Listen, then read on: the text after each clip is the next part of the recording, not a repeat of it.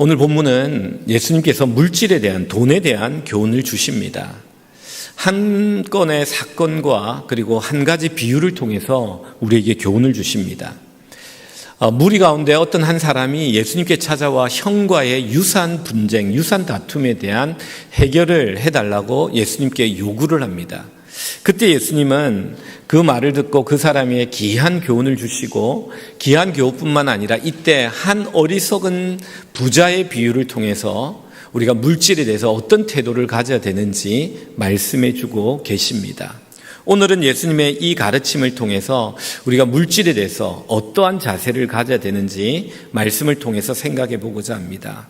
먼저 첫 번째로 오늘 이 말씀이 주시는 교훈은 평범한 자에게 있는 탐심을 물리치라고 말씀하십니다. 우리 같이 한번 따라해 봅니다. 평범한 자에게 있는 탐심을 물리쳐야 합니다. 오늘은 물질에 대한 첫 번째 교훈을 주시는데, 이 문제의 시작은 유산 분쟁으로 시작되는 것을 보게 됩니다. 우리 13절을 한번 봅니다. 같이 한번 읽겠습니다. 시작.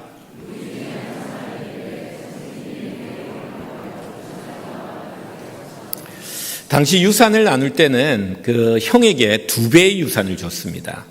그리고 동생에게는 그 형의 한 배를 줬는데, 왜 이렇게 유산을 나눴냐면은 장남은 부모님을 모셔야 하기 때문에 그렇게 했습니다. 근데 문제는 뭐냐면은 장남이 부모님을 조금 모시다가 부모님이 돌아가신 경우, 아니면은 부모님을 모시지도 않았는데 부모님이 돌아가셔 유산을 배정할 때, 그때는 유산을 어떻게 나냐면 반반씩 나눴습니다.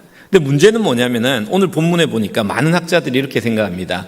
아마 부모님이 일찍 돌아가셨거나 형이 부모님을 많이 모시지 않은 상태에서 돌아갔는데 형이 율법대로 유산을 2배를 요구하고 있고 동생은 반반으로 나누자는 분쟁으로 인해서 예수님께 이 사건을 가져왔을 것이다 라고 학자들이 추측을 합니다. 왜냐하면은 그 당시에 이런 일들이 좀 있었기 때문입니다. 그런데 우리는 여기서 참 특이한 점을 하나를 발견하게 됩니다. 여러분 15절을 한번 보겠습니다. 15절 읽습니다. 시작.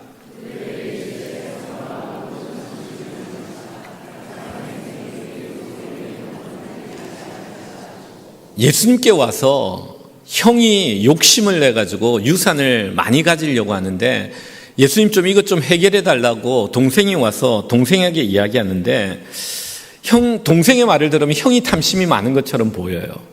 그리고 불의하고 불공평한 것처럼 보여요. 공평하게 재산을 나누어 달라고 말하는 그 사건으로 보입니다. 그런데 예수님은 뭐라고 말하냐면, 특이하게 형에게 가서 너 탐심을 내려놔라, 물리쳐라 이렇게 말하지 않고, 이 문제를 가지고 온 동생에게 뭐라고 말하냐면은 모든 탐심을 물리쳐야 한다. 사람의 생명은 소유에 넉넉한 데 있는 것이 아니다 라고 말하는 모습을 발견하게 된다는 겁니다. 여러분, 우리는 여기서 주님의 놀라운 진리를, 가르침을 배우게 됩니다. 예수님은 동생에게 탐심이 있는 것을 보았습니다. 예수님은 그 동생 안에 있는 탐심을 지적하면서 그것을 물리치라고 말합니다. 여러분, 사실 동생에게 탐심이 없었다면 이런 유산 분쟁은 일어나지도 않습니다.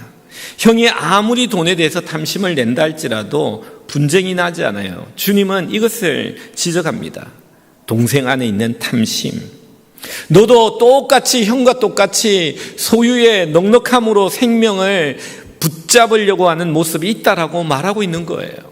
여러분, 성경의 가르침에 보면 디모데전서 6장 10절에 이런 말씀이 있습니다. 우리 같이 한번 봅니다. 시작.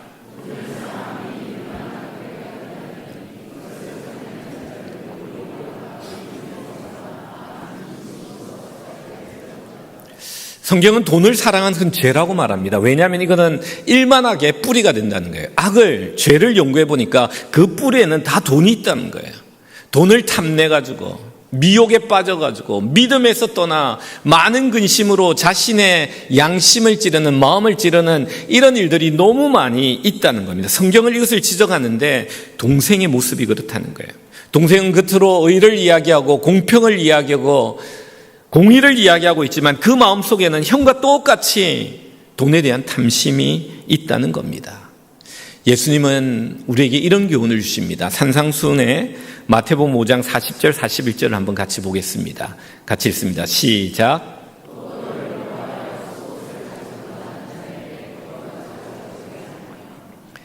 또 누구든지 너로 억지로 오리를 가게 하거든 그 사람과 심리를 동행. 예수님 이렇게 말합니다. 40절에 보면요, 어떤 사람이 40절을 띄워주시기 바랍니다. 뭐라고 말하냐면 고발했다는 거예요. 고소를 했다는 거예요. 그 속옷은 내 것이다 라고 하면서 고발을 해가지고 그 옷을 가지려고 한다면 너는 겉옷을 주라 라고 말합니다.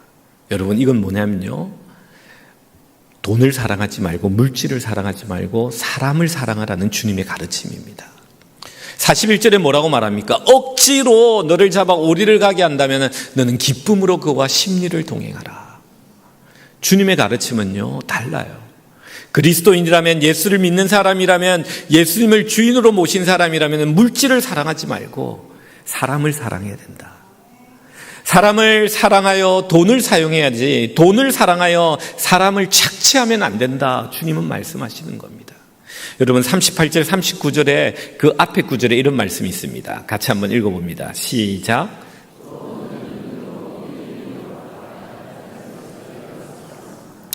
나는 너에게 이르노니 악한 자를 대적하지 말고 누구든지 내 오른뺨을 치거든 왼편. 여러분, 악한 자를 대적하지 말라는 거예요. 탐심을 가지고 너와 유산 분쟁을 하고 있는 그 형을 대적하지 말라. 너 안에 있는 그 탐심을 물리치라는 거예요. 같은 유산 분쟁에 눈은 눈으로 이는 이로 공평과 의와 공의를 말하지만 그 안에 있는 너의 탐심, 물질을 사랑하는 그 마음, 형제를 사랑하지 못하는 그 마음을 비우라, 물리쳐라 라고 말씀하고 있는 것을 보아야 합니다. 생명은 소유의 넉넉함에 있는 것이 아니라 존재의 변화에 있는 겁니다. 그 생명이 그리스도를 닮아 사람을 사랑하는 아름다운 존재가 되어야 되는 거죠. 히브리서 13장 5절에 보면 한 가지를 더 이야기합니다. 우리 같이 한번 읽어볼까요? 시작.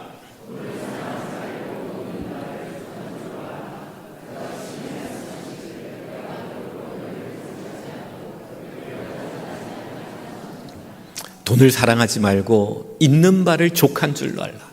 자족하란 거예요. 만족하란 거예요. 감사하란 거예요. 그게는 믿음이 필요합니다. 결코 주님은 나를 버리지 않으시고 나를 떠나지 아니하시고, 내가 어떤 물질에 대한 탐심이 있다면 그것을 철저히 회개하고 오직 물질을 믿지 말고 하나님만을 믿으며 돈을 사랑하지 말고 하나님이 주시는 것들에 자족하며 족한 줄로 아는, 이것이 바로 평범한 사람들에 있는 탐심을 이기는 비결인 것입니다. 그런데 한 가지를 여기 더 생각해야 돼요. 그건 뭐냐면요, 우리가 탐심이 생기는 경우가 언제가 있냐면요, 상대적 가난함을 느낄 때예요. 상대적으로 박탈감을 느낄 때예요. 나는 다른 사람과 비교할 때 그전에는 행복했어요.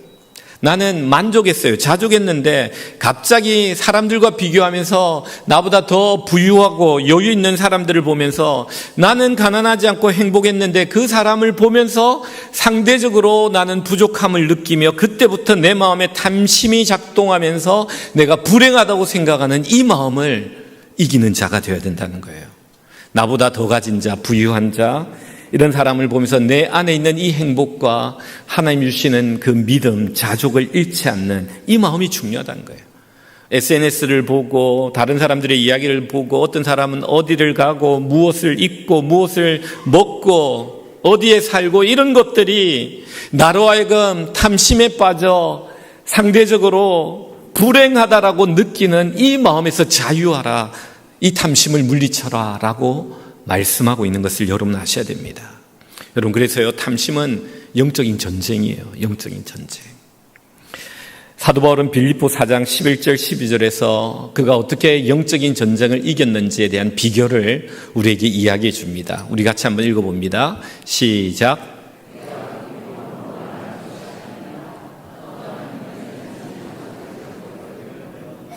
나는 비천에 처할 줄도 알고 풍부에 처할 줄도 알아. 모든 일 곧 배부름과 배고픔과 풍부와 궁핍에도 처할 줄 아는 일체의 비결을 배웠노라. 여러분, 우리가 이걸 가지고 있어야 돼요. 나에게 이게 있어야 됩니다. 11절 한번 다시 볼까요? 어떠한 형편에서도 나는 자족하기를 배웠다는 거예요. 하나님이 주신 거라면은 부유함도 가난함도 그 안에서 주님과 기뻐하며 행복을 누리는 이 마음, 주위의 어떤 환경이 비교 대상이 되더라도 내 마음이 빼앗기지 않는 마음, 내 마음의 평안을 잃지 않는 마음. 여러분 12절에 보면요, 그래서 이 사람은요 비천에도 처해봤고 풍부에도 처해봤는데 배부름과 배고픔, 풍부와 궁핍에 처할 줄 아는 일체의 비결을 배웠는데 그것은 다른 사람과 비교가 아니라 하나님 주신 것을 감사하며 만족하며 자족하며 그 안에 기쁨을 누리는데 생명이 있다는 겁니다. 여러분 이런 자가 돼야 돼요. 여러분 그런 경우 없습니까? 괜히 친구를 만나고 갔는데 친구가 돈 자랑하고 나면 괜히 집에 와서 기분이 나빠가지고 막 밥맛이 없어지고 막 내 마음을 지키지 못하는 거예요. 내 마음에 탐심이 있는 거예요. 여러분 지금 그 이야기를 하는 거예요. 이 굉장히 중요한 말입니다. 괜히 친구를 만나고 왔는데 친구의 돈 자랑을 보고 또는 다른 친구들을 통해 사촌이 뭘 사면 뭐가 아프다 그러죠? 예. 그 마음이 있으면 내 안에 탐심이 있는 거예요. 그것을 기뻐해주고 그것을 축복해주는 자가 돼야 돼요. 사도 바울이 이런 고백을 합니다. 고린도후서 6장 9절 볼까요? 6장 9절 같이 읽습니다. 시작.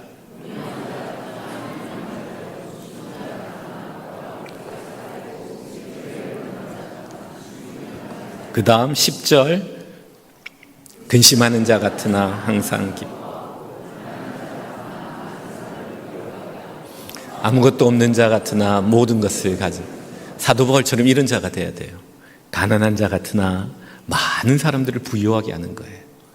이 세상에 생명이 물질에 있지 않고 존재의 변화에 있어 소유가 아니라 존재에 주님을 닮은 그 사람을 사랑하는, 그래서 그 물질에 대한 완전히 자유하는 모습을 통해서 사람들을 부유하게 하는, 그래서 그는 아무것도 없는 자 같으나 모든 것을 가진 자라 평가받을 수 있는, 여러분 이러한 자가 되어야 된다고 성경은 말씀하고 있습니다. 사랑하는 성도 여러분 꼭 기억하십시오. 평범한 자들의 탐심이 있어요. 우리가 속고 있는 건요, 동생은 탐심이 없다고 생각해요. 억울한 사람이라고 생각해요. 그런데 아니에요. 그 동생 안에 탐심이 있더라고요. 여러분 나는 탐심이 없는 줄 알았어요. 나는 그냥 평범하게 잘 산다고 생각했는데 내 안에 주님은 탐심이 있다고, 그 탐심마저도 물리쳐야 된다라고 나에게 말씀하고 있는 것을 여러분 기억하셔야 됩니다. 두 번째로 오늘 이 말씀이 주는 교훈은요, 가진 자의 탐심을 이야기합니다. 뭐라고 이야기하면 풍년의 탐심을 조심해라 라고 말합니다. 우리 같이 한번 따라 봅니다. 풍년의 탐심을 물리쳐야 합니다. 여러분 풍년이 옵니다. 그때 생각을 잘 해야 돼요. 오늘 본문에 보면은 부자예요. 한 부자예요. 그런데도 풍성하게 소출이 많았다고 합니다. 하나님께서 프로모션을 하고 사업을 잘 되게 하고 하나님께서 많은 것들을 주기 시작합니다. 이때 탐심이 있다는 거예요. 이 탐심을 조심하라는 거예요. 여러분 16절 한번 읽어볼까요? 같이 읽습니다. 시작.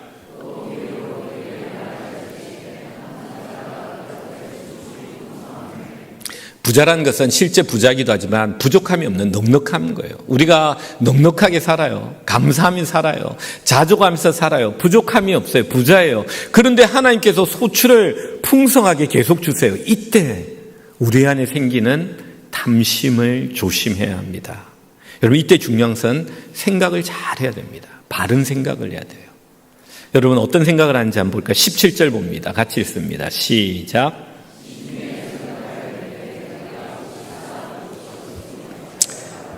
이 부자가 생각합니다. 마음속 깊이 생각합니다. 내가 곡식은 많은데 곡식사들 곡간이 없네, 부족하네, 이 생각을 합니다. 그 다음에 어떤 결정을 했는지 한번 볼까요? 18절 결정입니다. 읽어봅니다. 시작.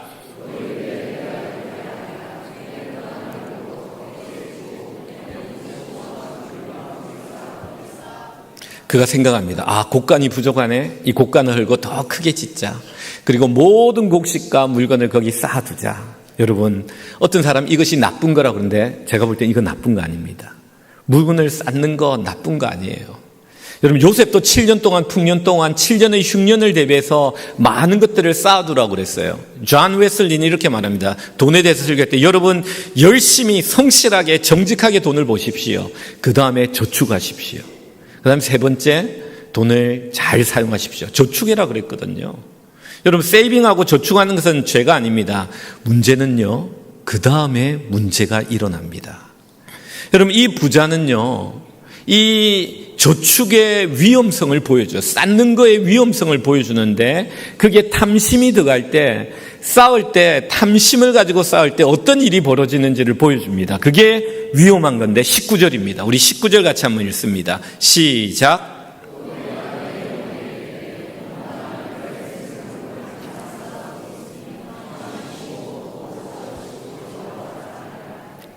여러분 물질을 쌓는 게 죄가 아니라 물질을 쌓아놓고 이런 생각을 하고 이런 말을 하는 것이 죄가 된다는 걸 아셔야 돼요.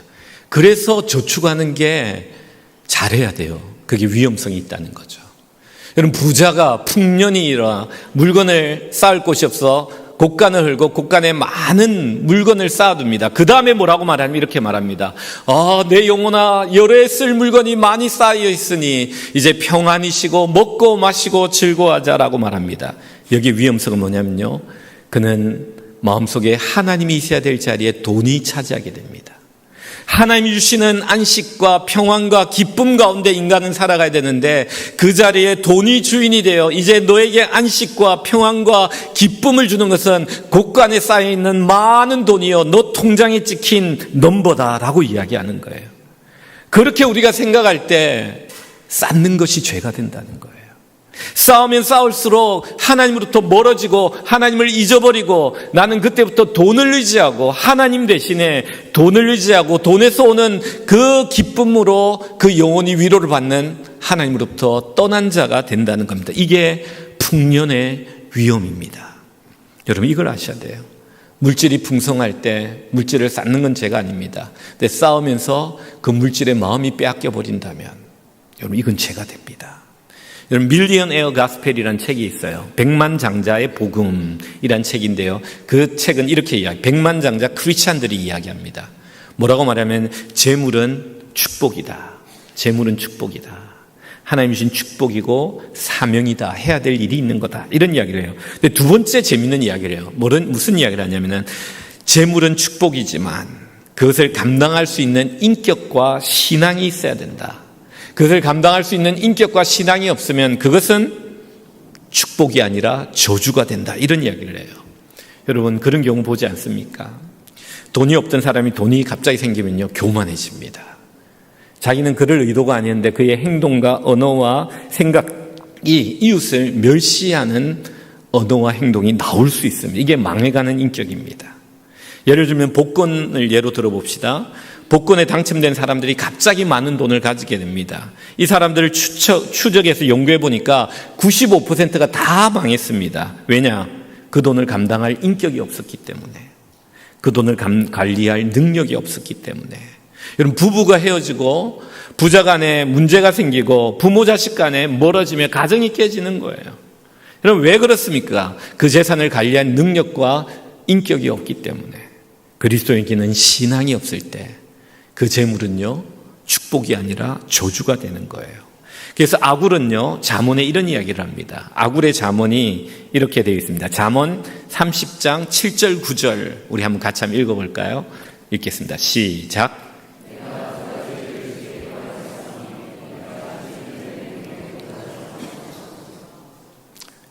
곧 헛된 것과 거짓말을 내게서 멀리하옵시고 나를 가난하게도 마옵시고 부하게도 마옵시고 오직 필요한 양식으로 나를 먹이시옵소서.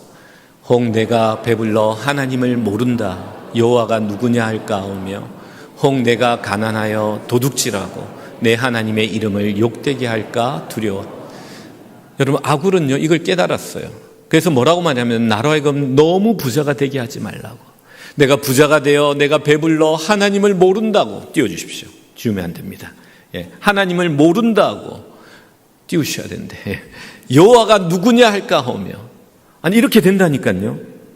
갑자기 내게 돈이 많아지면요, 돈이 없던 사람이 돈이 많아지면요, 하나님을 잘 믿던 사람이 하나님이 아니라 돈을 믿고 하나님을 모른다 말하고 여호와가 누구냐 하며 자기 마음대로 인생을 사는 이런 일들이 벌어질 수 있는 거예요. 이게 아굴이 깨달은 지혜요 자문입니다. 물질의 풍요함의 위험성이죠. 여러분, 우린 이것을 알아야 됩니다. 두 번째로 꼭 기억해야 됩니다. 여러분, 부자들에게 또는 풍년이 올 때 우리에게 생기는 탐심, 이것은 매우 위험한 겁니다. 하나님을 모른다, 하나님을 잊어버리고 하나님이 아닌 것에서 물질로 기쁨과 평안과 안식을 찾는 삶이 될 수 있다는 사실을 기억하십시오. 풍년에 탐심이 생길 때 우린 이걸 기억하며 잘 세이빙하지만 하나님을 더 의지하고 하나님께 감사하는 우리가 되어야 할 것입니다. 마지막 세 번째는 뭐냐? 오늘 물질에 대해서 이 탐심을 이기는 비결을 이야기해 줍니다. 이기는 비결은 뭐냐면요, 나누는 삶, 드리는 삶입니다. 그래서 세 번째 교훈은요, 나누는 삶, 드리는 삶으로 탐심을 이기라라는 말씀이에요. 우리 같이 한번 따라해 보겠습니다. 나누는 삶, 드리는 삶으로 탐심을 이겨라. 여러분 소리가 비슷한데 1부 때는 이 세 번째 하니까 소리가 작아지더라고요. 그래서 두 번 했습니다. 여러분, 우리가 성경은 이렇게 말합니다. 보물을 땅에 쌓지 말고 하늘에 쌓아라 라고 말합니다. 탐심을 이기는 비결이 뭐냐면요, 이 나누고 베풀고 하나님께 드리는 삶이라는 거예요. 하나님께서 우리에게 이 물질을, 그러니까 일용할 양식 말고 여유 있는 재산을 주셨다는 것은요, 그것은 축복이자 사명입니다. 나만 풍요롭게 살라는 것이 아니라 하나님의 일을 하라는 하나님의 뜻이 있는 거예요. 그걸로 인해서 교만하거나 그것의 노예가 되어 하나님을 잊어버린 자가 아니라 그것을 하나님의 뜻대로 잘 사용하는 자가 되라는 거예요. 제가 이렇게 말하는 분을 들었습니다. 저는 굉장히 공감합니다. 목사님, 저는요 돈을 버립니다. 어디에 버리느냐? 다른 사람에게 흘려보냅니다. 그렇게 해야만 제가 돈에 붙잡혀 있지 않더라고요. 돈을 나눠주고 흘려보내고 베풀고 드리는 삶을 통해서 이 돈이 나의 마음을 사로잡지 못하고 내가 돈을 다스리는 자가 되는 것을 깨달았습니다. 여러분, 이걸 알아야 돼요. 물질은 축복입니다. 주님이신 축복에 사명이 있습니다. 쌓아두면요, 그 물질이 나를 그냥 삼켜버립니다. 물질의 평안과 안식을 얻는 자로 살아가게 나를 유혹하고 이끌어가 노예로 종으로 삼아버립니다. 그러나 이 물질을 내가 정기적으로 또는 큼직하게 이렇게 떼어가지고 가난한 자들 또 하나님께 헌신하여 드리기 시작하면요, 그때부터 어떻게 되느냐? 물질이 나를 사로잡는 게 아니라 내가 물질을 다스리는 자가 되는 겁니다. 여러분, 탐심에 이기는 비결이 바로 여기에 있습니다. 나누십시오. 베푸십시오. 그리고 하나님을 섬깁시오. 드리십시오. 여기에 여러분이 물질의 노예가 되는 게 아니라 물질을 주시는 그분 앞에 물질을 잘 쓸 뿐만 아니라 물질의 주인이 되어 물질을 다스리는 자가 되는 것입니다. 여러분, 이때 있잖아요, 조심해야 될 게 있습니다. 그게 뭐냐면요, 내가 하려고 하면 안 돼요. 오른손이 하는 것을 왼손이 모르게 돼요. 구제나 성교나 헌금이나 이 모든 선한 일을 할 때 내가 하려고 하면 돼요. 그것도 교만한 겁니다. 물질이 많아지면 내가 좀 하고 싶어 할 때도 가능하면 여러분을 숨기십시오. 그렇게 나에게 주신 하나님의 여유 있는 돈을 가지고 사람을 사랑하고 하나님을 사랑하며 나누고 섬기다 보면요, 이 물질의 노예가 되지 않고 내가 하나님 주신 이 물질을 잘 사용하는 자가 될 뿐만 아니라 이 물질을 저 하늘 창고에 보화에 쌓는 일을 우리가 하게 된다는 겁니다. 오늘 본문에 보면 이 어리석은 이유가 두 가지 착각을 해요. 첫 번째 착각은 뭐냐면요, 이 자기가 소유한 물질이 자신의 것이라고 착각합니다. 그래서 오늘 본문에 쭉 읽다 보면 내가, 나의 창고, 나의 이런 소유것과 내라는 단어가 6번이나 나와요. 물질은요, 나의 것이 아니에요. 하나님의 것이에요. 하나님이 나에게 잠시 맡겨놓고 잘 사용하라고 주신 거예요. 그런데 이 어리석은 부자는요, 물질이 자신의 것으로 생각하고 자신이 쌓아놓으면 내 것이 되고 내 마음대로 쓰면 내 것이 된다고 생각하는데 주님은 아니라고 말합니다. 너가 죽을 때 남겨진 물질은 다 남의 것이 된 누구의 것이 되겠느냐. 여러분 남을 때 여러분 하늘나라 갈 때 이 물질을 남겨두지 마세요. 잘 유산하고 잘 쓰고 잘 정리하고 가십시오. 이 남겨둔다고 이게 좋은 게 아니에요. 부끄러운 거예요. 두 번째 착각은 뭐냐면요. 오늘 보면 시간에 대한 착각이 나와요. 뭐라고 착각하냐면은 이 시간이 자신의 것이라고 생각합니다. 성경은 그러나 시간도 주님의 것이라고 말하고 있어요. 여러분 19절 볼까요? 19절 같이 한번 읽습니다. 시작.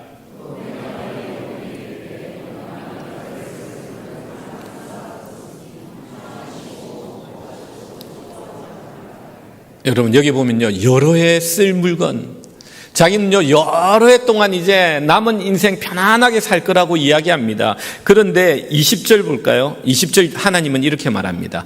오늘 밤에 내 영혼을 도로 찾으리니 그는 내가 여러 해 남았다 편안하게 살 것이다 라고 말하지만 주님은 너의 마지막 시간이 오늘 밤이다, 오늘 밤일 수 있다 라고 말씀하고 있는 거예요.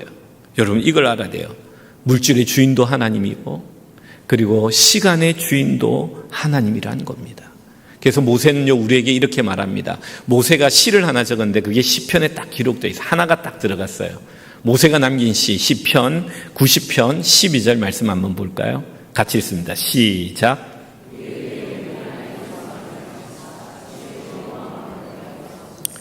모세는요 40년 120년 살았어요. 잘 때도 죽을 때도 120세 눈이 흐리지 않았다고 해요. 건강했어요.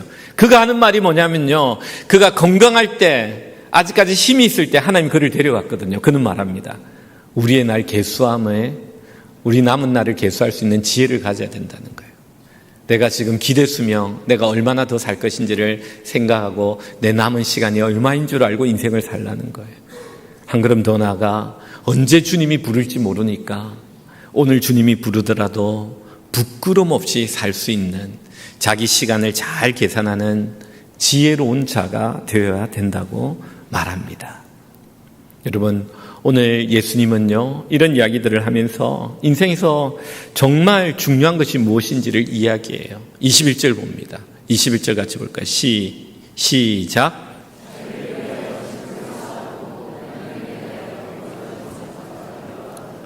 참 안타깝다는 거예요. 자기를 위하여 재물을 많이 이 땅에 쌓아뒀는데 하나님 나라에 부여하지 못한 자가 바로 이 어리석은 부자라는 거예요. 반대로 말하면요. 이 땅에서 이 재물의 노예가 되지 않고 재물을 마음껏 막 때마다 정기마다 하나님의 허락하신 이 물질을 잘 흩어가지고 흘려보낸 사람들은요. 이 땅에 떠날 때는 재물이 없는 것 같으나 저 하늘나라에는 하나님 말씀하신 그는 하늘에 부유한 자다. 하나님에 대하여 부유한 자다라고 칭찬하신다는 거예요. 여러분 20절 다시 한번 가볼까요? 20절에 보면 이런 말씀이 있어요. 누구의 것이 되겠느냐? 우리가 죽는다 그러면 오늘 밤에 그 영혼이 하나님 데려가면 그가 가지고 있는 재산은요 자기 게 아니에요. 다 남의 겁니다. 그래서 성경은 뭐냐면요 오직 사람을 사랑하여 섬긴 것만 내 것이 되는 거예요. 오직 사람을 사랑하여 구제하고 베풀어주고 나누어준 것만 내 것이 돼요. 하나님을 사랑하여 하나님께 드린 그 아름다운 예물만 저 하늘나라 보화에 쌓여 그것만이 천국에 갔을 때 나의 것이다 라고 말씀하고 있는 겁니다. 땅의 부자가 되지 말고 하늘의 부자가 되라고 말합니다. 무엇이 중요한지를 알라는 거죠. 한 사냥꾼이 있었습니다. 이 사냥꾼은요 명사수입니다. 백발백중입니다. 자기가 조준해서 쏘면은 그냥 한 발에 그냥 동물을 그냥 잡아버리는 그런 사냥꾼이었습니다. 이 사냥꾼이 조준경으로 쫙 보니까 독수리 한 마리가 나무에 앉아 있습니다. 그를 조준해서 방아쇠를 당기려고 하는데 이 독수리가 머리를 왔다 갔다 하지 않고 어느 한쪽만 계속 쳐다봅니다. 그래서 이 독수리가 뭘 쳐다보냐 해가지고 조준경으로 그 쳐다본 걸 따라갔대요. 따라가 보니까 이 독수리가 뭘 보고 있냐면 뱀을 보고 있더래요. 이 뱀을 잡아먹으려고. 근데 이 뱀이 보니까 뱀도 독수리가 보는지도 모르고 어느 한 곳을 계속 또 반대를 바라보고 있더래요.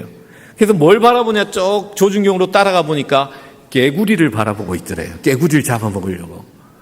근데 이 개구리도 이 뱀이 바라보고 있는데 그걸 모르고 또 어느 곳을 바라보고 있더래요. 보니까 이 개구리가 어떤 풀에 있는 벌레 같은 것들을 잡아먹으려고 그걸 계속 바라보고 있더래요. 이 순간 이 사냥꾼이 깜짝 놀랐대요. 그래서 자기 사냥 총을 딱 놓고요. 자기 주위를 돌아봤대요. 자기를 노리는 뭐가 없나. 저는 이 사람 참 지혜로운 사람이라 생각해요. 우리가 인생에 중요한 게 있어요. 근데 그 중요한 걸 보지 못하고 이 세상에 덜 중요한 것에 눈이 팔려가지고 자기가 죽는지도 모르고 언제 죽을지도 모르고 죽었을 때 부끄럽게 주님을 만나도록 살아가는 우리의 인생을 보여주는 이야기입니다. 사랑하는 성도 여러분, 기억하십시오. 인생에서 오늘 주님은 말합니다. 돈 중요하죠.